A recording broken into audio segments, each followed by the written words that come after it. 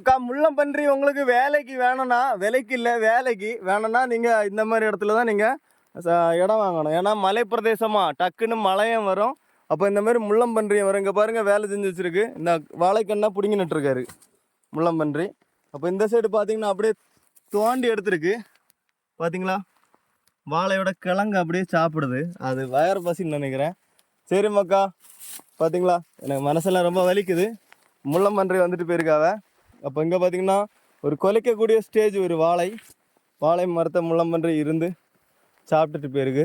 இனி என்ன பண்ண முடியும், அதுக்கு வயறு பசி, அது சாப்பிட்டுட்டு போயிருக்கு. இப்போ சுற்றி கரண்ட் போட்டுமே அந்த கரண்ட்டுக்கு அடியிலோடி இந்த முள்ளம்பன்றி வந்துடுது. அப்போது என்ன விஷயம்னா, அந்த ஃபென்சிங் வந்து இதோட முள்ளில் அடிக்காது. ஏன்னா இதை சுற்றி இதோட பாதுகாப்புக்கு கடவுள் கொடுத்துருக்காரு முள். சரியா, மனுஷனுக்கு பாதுகாப்பு கொடுத்துருக்காது மூளை. சரி மக்கா, நம்ம மூளை யூஸ் பண்ணி முள்ளம்பன்றி விரட்டுவோம். Tata bye bye, see you. Subscribe பண்ணிக்கங்க.